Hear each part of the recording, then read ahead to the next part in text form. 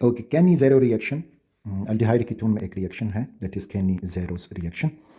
इसमें first of all आपने याद रखना होगा कि दो अल्डिहाइड मॉलिक्यूल्स, और वो अल्डिहाइड जिनमें कोई अल्फ़ा हाइड्रोजन ना हो, ठीक।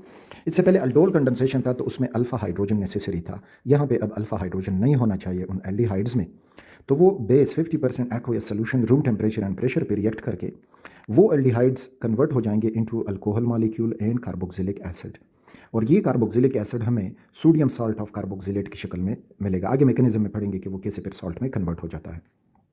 दूसरी बात इससे रिलेटेड आपको याद होनी चाहिए कि ये एक डिसप्रोपोर्शनेशन रिएक्शन है।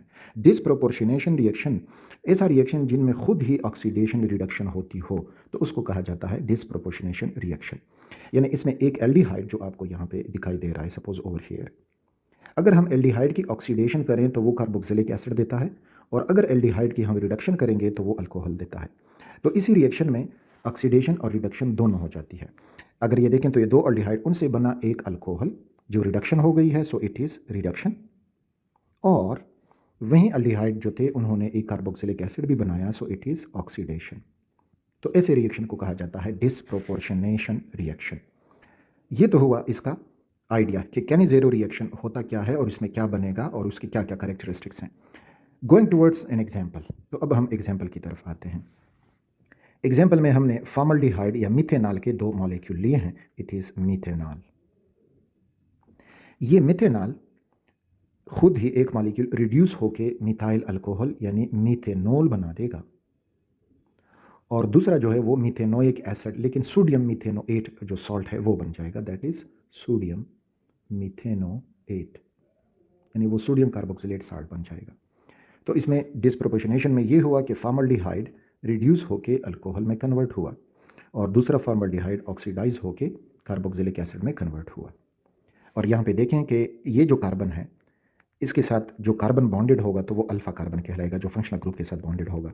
तो यहाँ पे कोई अल्फ़ा कार्बन नहीं है तो अल्फ़ा हाइड्रोजन्स भी नहीं है। इस दूसरे एग्जाम्पल में आपको मज़ीद कंसेप्ट क्लियर हो जाएगा। यहाँ पे अगर हम देखते हैं तो हमने बेंजल्डिहाइड को इस्तेमाल किया है, दिस इज़ बेंजल्डिहाइड।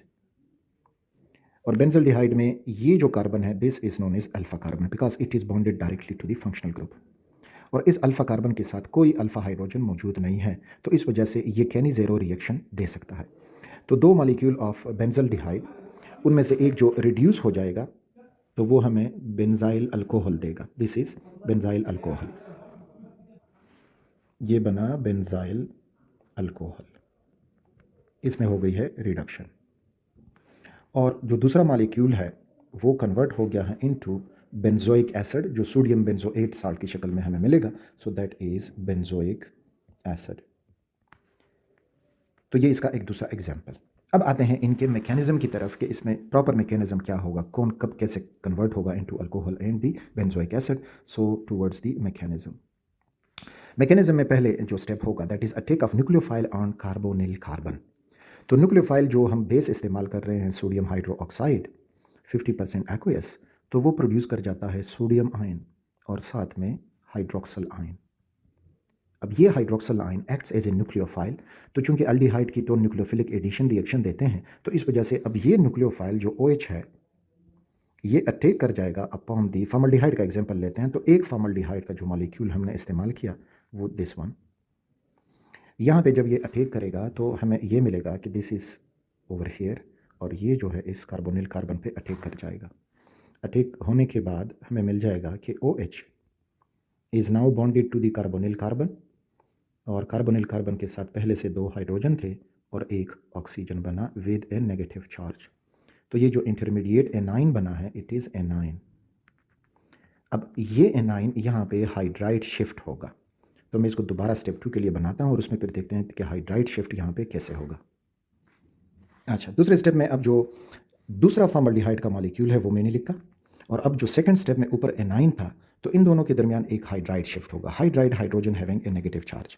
तो वो हाइड्राइड शिफ्ट आपको क्यों होगा कि इधर जो एनाइन है इसमें ये बॉन्ड हाइड्रोजन की तरफ टूट जाएगा तो हाइड्रोजन हो जाएगा नेगेटिव, और यहाँ पे ये जो नेगेटिव चार्ज है कार्बन की तरफ शिफ्ट होकर यहाँ डबल बॉन्ड बनेगा। आगे प्रोडक्ट को लिखते हैं, और ये हाइड्राइड जो है यहाँ पे ऐड हो जाएगा, यानी दिस हाइड्राइड अब आके इस कार्बन के ऊपर अटैक कर जाएगा। तो हमें जो प्रोडक्ट मिल जाएगा नेक्स्ट, तो वो कुछ यूँ होगा कि ये जो पहला था ये अब हो गया है CH3 और oxygen having a negative charge, तो ये मिथॉक्साइड आयन बना, दिस इज़ मिथॉक्साइड। और ये जो है ये अब चेंज हो गया है इनटू फॉर्मिक एसिड। कैसे फॉर्मिक एसिड में, ये देखें ओवर हियर HO है, कार्बन है bonded to single bond hydrogen, और यहाँ पे बन गया है डबल बॉन्ड। तो चूंकि आप फेमिलियर हो इसके कुछ यूँ से कि HC double bond OH, so same चीज़ें हैं, सो इट इज़ फॉर्मिक एसिड। तो एक तो अल्डिहाइड ऑक्सीडाइज होकर फॉर्मिक एसिड बना चुका है। अब जो ये जो है मिथॉक्साइड, इसका अब होगा ये प्रोटॉन ट्रांसफ़र करेगा from the surrounding system. Next proton transfer के लिए मैंने स्टेप जो 2 था उसमें मिथॉक्साइड आयन बनाया और उसके सामने फॉर्मिक एसिड बनाया, दिस इज़ मिथॉक्साइड और ये हुआ फॉर्मिक एसिड। अब मिथॉक्साइड एक स्ट्रॉन्ग कॉन्जुगेट बेस है और जो फॉर्मिक एसिड है ये एक स्ट्रॉन्ग कार्बोक्सिलिक एसिड है, तो इस वजह से एसिड बेस रिएक्शन होकर प्रोटॉन ट्रांसफ़र हो जाएगा।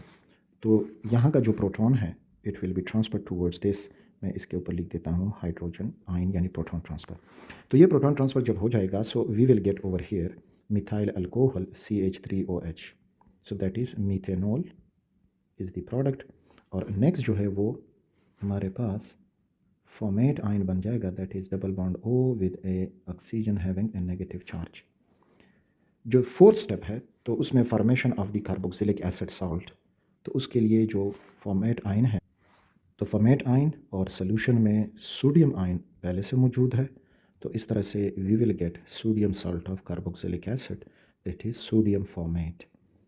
यहाँ पे पॉजिटिव नेगेटिव शो किया जाता है, so it is sodium format. तो ये था केनेज़ेरो रिएक्शन, जिसमें इम्पॉर्टेंट पॉइंट कि वो अल्डिहाइड ये रिएक्शन कर पाएंगे जिनमें कोई अल्फ़ा हाइड्रोजन ना हो। अल्डोल कंडेंसेशन में अगर अल्फ़ा हाइड्रोजन नहीं है तो फिर वो अल्डोल कंडेंसेशन नहीं कर सकते। उधर अल्डोल कंडेंसेशन में अल्फ़ा हाइड्रोजन नेसेसरी है और यहाँ पे अल्फ़ा हाइड्रोजन नेसेसरी नहीं है, बल्कि नहीं होना चाहिए, तब जाके ये रिएक्शन होगा। एक तो ये पॉइंट, और दूसरा कि ये डिसप्रोपोर्शनेट रिएक्शन है कि वो दो जो एल्डिहाइड है वो एक दूसरे को ऑक्सीडाइज और रिड्यूस कर जाते हैं, जिसमें हमने देखा कि वहीं फॉर्मल्डिहाइड जो है वो एक कार्बन का अल्कोहल बना चुका है और एक कार्बन का कार्बोक्सिलिक एसिड भी बना चुका है। यानी इसमें ये नहीं होगा कि अल्कोहल जो है वो 2 कार्बन का बने और कार्बोक्सिलिक एसिड 1 कार्बन का बने, नहीं, वही मॉलिक्यूल हैं तो वो एक कार्बन का। फॉर एग्जांपल इधर हम कोई ऐसा एल्डिहाइड लेते हैं, लुक एट दिस बेंजोल्डिहाइड। तो बेंजोल्डिहाइड में अब हमने जो लिए हैं, जितने कार्बन इस बेंजोल्डिहाइड में हैं उतने ही कार्बन का अल्कोहल बनेगा, उसमें कार्बन इंक्रीज डिक्रीज नहीं आएगा। और जितने कार्बन इसी बेंजोल्डिहाइड में थे उतने ही कार्बन का जो है वो बेंजोइक एसिड बनेगा, उसमें कोई इंक्रीज डिक्रीज नहीं आएगा। So this was about the Cannizzaro reaction.